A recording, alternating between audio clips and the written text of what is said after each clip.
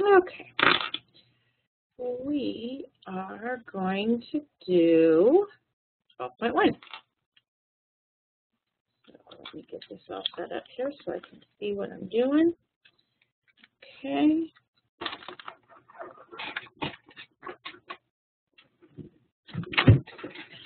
All right.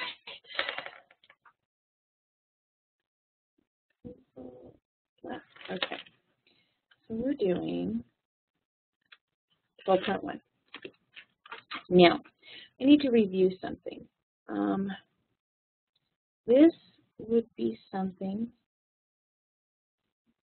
that you would have done in 095, and it would have been long division, where you put this on the outside and you put this on the inside. But we have to check something first. I purposely gave this as a specific review problem so you can remember. This starts with x to the third. There are no x's to the second. You have to have each placeholder. Then there is this many x to the first and this many no x's. Okay? And I don't know if you remember, but you'd always look to the leading, this x, and say, what would I multiply x by to get 3x cubed? I would need a 3x squared. Now, 3x squared times x is 3x cubed, and 3x squared times negative 3 is negative 9x squared. And then we subtract. And when you subtract, you change the sign. Okay? So this cancels out. This comes down to be 9x squared, and you bring the rest down, and you start all over. What would I multiply x by to get 9x squared? I have to multiply by 9 and x. 9x times x is 9x squared, and 9x times negative 3 is negative 27x. But we are subtracting, so we change the sign. Now, we get, that's gone, that's 25x, and I bring down the 5. And keep going. What would I multiply x by to get 25x? We need 25. 25 times x is 25x, and 25 times negative 3 is negative 75. But we are subtracting, so we change the sign. Now, that cancels out, and this gives me 80. That's a remainder, so it's 80 over x minus 3. And here is your answer. Now, why I'm reviewing this is because we're not going to do this long division. We're going to learn what's called synthetic division. And synthetic division is an upside down fraction, division thing. And you still use the numbers that would go on the inside, or basically the numbers that are being divided into, okay? But you don't use the variables. So I had a 3 in front of the x cubed. There was nothing, because there was no x squared. I had a negative 2 in front of the x, and then I had a 5. And then what you put on the outside is the opposite of whatever the number is. So if it was x minus 3, I'm going to put 3. If it's x plus 3, I'm going to put a negative 3. If it's y plus 1, I put a negative 1. If it's y minus 8, I put a positive 8. What you're doing is you change the sign, and you know how we subtracted and we kept changing the sign? You change it once, and you're done. Now, watch what happens. You always bring down the first number. Then you multiply. 3 times 3 is 9, and you add. You multiply. 3 times 9 is 27, and you add. You multiply. 3 times 25 is 75, and you add. Now, look at the answer that we got up here compared to the answer I got down there. 3x squared, there's the 3, 9x, there's the 9, 25, there's the 25, and then 80, the remainder. So this is how you come up with your answer when you do synthetic division. This is always the remainder,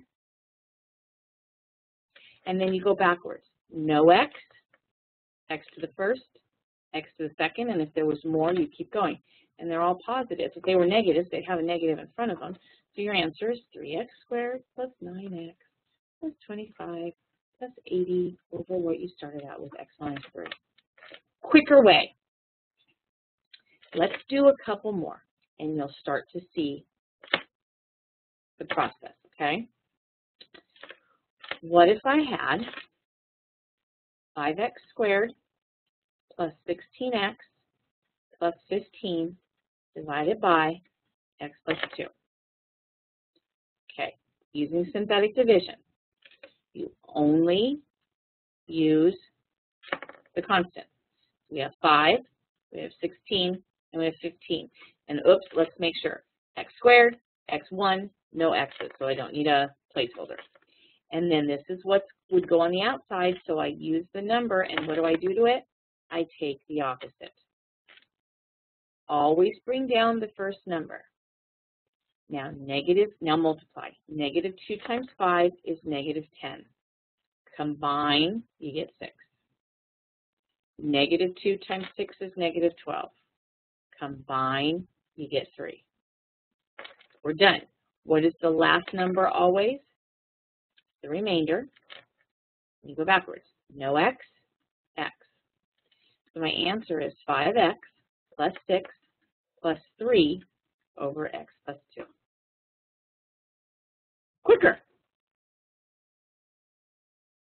All right. I'm giving you a second to look at that and think about that. Let's do another one. What if I had 2x cubed plus 13x squared plus 30x plus 25 all divided by x plus 3? Okay, we use 2. Wait, let's look. 3, 2, 1, none. Okay, we don't need placeholders. 2, 13, 30, 25. And what do I put on the outside?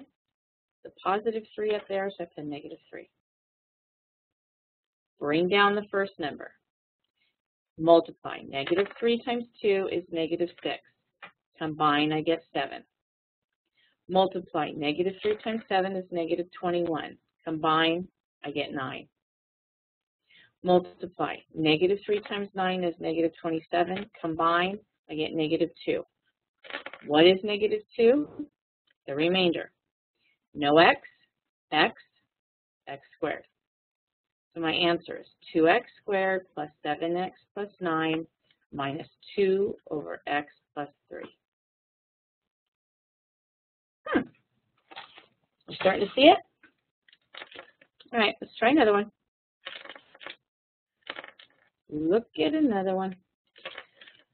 All right, let's look at negative 4x to the 5th plus x to the 4th plus 6x to the 3rd plus 2x squared plus 50 divided by x minus 2. 5, 4, 3, 2, there's no x to the 1s. So we need to remember to put a placeholder. So negative 4 for the x to the 5th, 1 for x to the 4th, 6 for x to the 3rd, 2 for x squared, 0 for x to the 1st, 50 for no x's. And if this is x minus 2, I'm going to put a positive 2. Bring down the first number. 2 times negative 4 is negative 8. Combine, I get negative 7. 2 times negative 7 is negative 14. Combine, I get negative 8. 2 times negative 8 is negative 16. Combine, I get negative 14. 2 times negative 14 is negative 28. Combine, I get negative 28. 2 times negative 28 is negative 56. Combine, I get negative 6. This is the remainder. Uh-oh. Did I move up here? Sorry. Where'd I go? That's the remainder.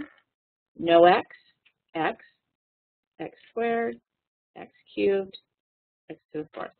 So my answer is negative 4x to the fourth minus 7x cubed minus 8x squared minus 14x minus 28 minus 6 over x minus 2. There's my answer.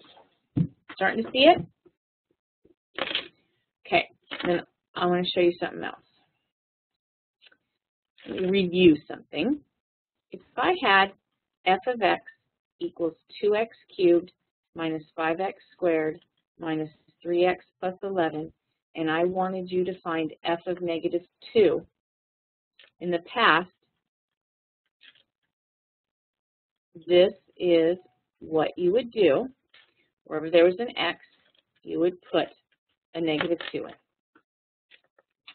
So we get 2 times negative 8 minus 5 times 4 plus 6 plus 11.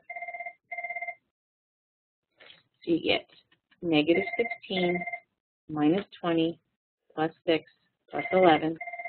That's negative 36 plus 17, which I believe is negative 19. Okay?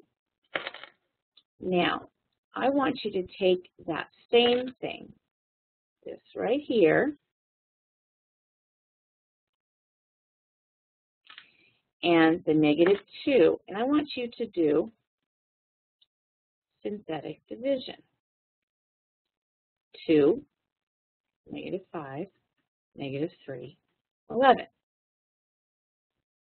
3, 2, 1, done. Okay. And we used what they were looking for. Bring down the 2. Negative 2 times 2 is negative 4. Combine, you get negative 9. Negative 2 times negative 9 is 18. Combine, you get 15. Negative 2 times 15 is negative 30. Combine, you get negative 19, which is the same. This is what we call the remainder theorem. You don't have to go through all this. All you have to do is use synthetic division, and whatever the remainder is going to be the answer for f of whatever number you're looking for. Just a little quick, just another little quick, fun little thing, okay? Now, the reason why we do this is because we have to find out something about what we call the zeros. The zeros. We have to find them or determine something about them. And what do I mean by the zeros? Well, let me remind you. If I had x squared plus 6x plus 8 equals 0, everything on one side, 0 on the other, and then I asked you to solve this, which meant you would look to see if you could factor it first. If not, you would complete the square, or you would use the quadratic formula. But you always come up with 2 answers, right? In this case, it does factor, because it would be 2 and 4, plus and plus. So then you'd set this equal to 0, and you get x is negative 2. And then you'd set this equal to 0, and you get x is negative 4. These are what we call our zeros. What the zeros are, now if you remember, this right here, you actually could graph, and it was a parabola, right? Hold on just one second. Beth? Hey, I'm in the middle of recording a session, so let me call you right back, okay? Thanks, bye.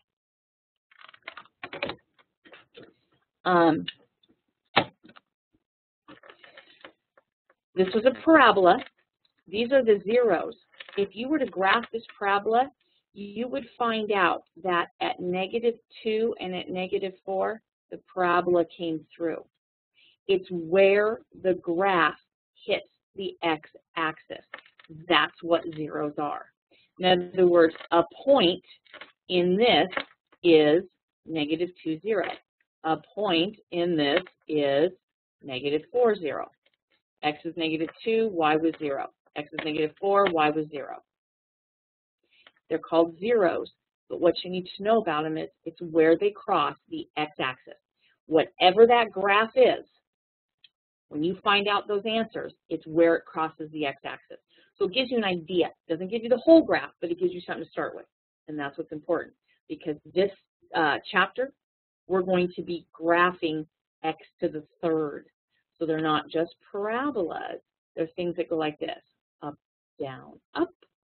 or down, up, down, okay? They're like a snake, like a little squiggly snake, and they cross the x-axis in 3 places, and we need to know what those are, and we need to know how to find them, and they're called zeros, okay? So with that said, and what I just showed you with that remainder theorem thing, if I said, I'm thinking about the number -5, and this is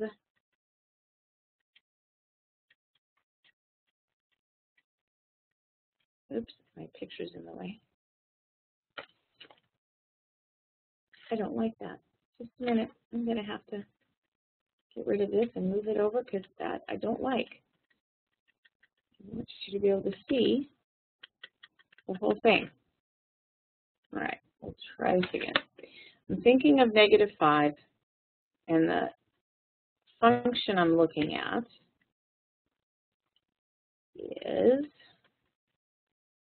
this. And I want to know, is this a 0? Meaning, when I plug in -5 into wherever there's an x, do I get 0? Well, what did the remainder theorem tell us? We don't have to go through all that. We can do synthetic division, and if the remainder is 0, then yes, it's a 0. Bring it down. -5 times 2 is -10. Combine, you get 2. -5 times 2 is -10. Combine, you get -4. -5 times -4 is +20. Combine, you get 15. -5 times 15 is -75. Combine, you get 0. So what is the remainder? 0. So is this a 0? Yes, it is. Yes, it is, because I used the remainder theorem. I plugged it in, and the remainder is 0. So my answer is this a 0? Yes. I didn't have to go -5 to the times -5 times -5 times -5 times 2 plus -5 times -5 times -5 times 12 plus -5 times -5 times 6 minus -5 times 5 plus 75 and figure all that out. I just had to do this and look with the remainder theorem. Okay? So, with that said, let's do another one. What if I had -4? And I'm asking you, is -4 a 0 of x to the 4th, a 0 of this function, x squared minus 3x plus 1? Well, all we have to do is synthetic division to find out. But let's be careful. I have 4, I don't have 3. So 1 for x to the 4th, 0 for x to the 3rd, 1 for x squared, -3 for x, and 1 for nothing. Okay. -4 times 1 is -4. Combine, you get -4. -4 times -4 is 16. Combine, you get 17. -4 times 17 is -68. Combine, you get -61. Are we going to get a 0 here? No, we're not. -4 times -71 is 284. Combine, you get 285. So, are we getting a 0? No. So, what is your answer this time? Is this a 0? No. That's all I got to do. Okay. Let's try one more. One more. Okay. 2. Is it a 0 of 3x cubed minus 11x squared plus 17x, that's a 17, minus 14? 3, 2, 1, none. Okay, so 3, -11, 17, and -14, and 2. Bring it down. 2 times 3 is 6. Combine, you get -5. 2 times -5 is -10. Combine, you get 7. 2 times 7 is 14. Combine, you get 0. The remainder is 0. Is this a 0? Yes, it is. Okay? Lots to do in this section. All going to roll into being able to graph something that looks like this or something that looks like this on a graph. See how it has 3 zeros? 3 zeros. Well, for this one, we found one of them at 2. Let's say this was it at 2. That actually isn't the picture of this, but that if we could find one or 2 or even all 3 of them, then we'd have an idea of where the graph is, and that's what this is all about. Okay, so that's 12.1. I'm going to stop because that was a long one. You guys have fun, and I will see you later.